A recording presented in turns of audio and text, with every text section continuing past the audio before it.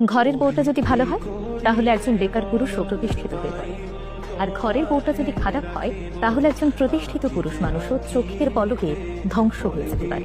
হ্যাঁ, ছেলেদের জন্য বউটা আসলেই ম্যাটার করে।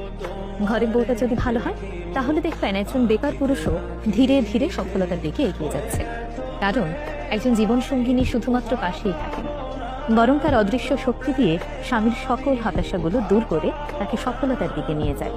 স্বামীকে ধৈর্য দেয়, সাহস যোগায়, তার খারাপ সময়গুলোতে ধৈর্য ধরে তার পাশে থেকে সেই সময় মোকাবেলায় সাহায্য করে।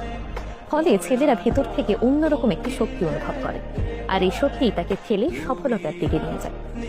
অপরদিকে ঘরে বউটি যদি চরিত্রের দিক থেকে খারাপ হয়, নেতিবাচক মনোভাবের হয়, তাহলে একজন প্রতিষ্ঠিত পুরুষও ভেতর থেকে ভেঙে পড়ে। প্রতিনিয়ত সন্দেহ, অবিশ্বাস, হতাশা এই জিনিসগুলো তাকে ভেতর থেকে দুর্বল করে দেয়। ফলে তিনি ধীরে ধীরে তার কর্মস্পৃহা হারিয়ে থাকেন এবং জীবনযুদ্ধে অনেকটাই পিছিয়ে পড়েন। তাই ছেলেদের জীবনে স্ত্রী আসলেই ম্যাটার করে, কারণ স্ত্রী শুধু একজন সঙ্গীই নয়, তার চলার পথে সাহসের উৎস কিংবা ধ্বংসের কারণ। একটি সম্পর্কের সৌন্দর্য তখনই ফুটে ওঠে যখন একজন আরেকজনের শক্তি হয়।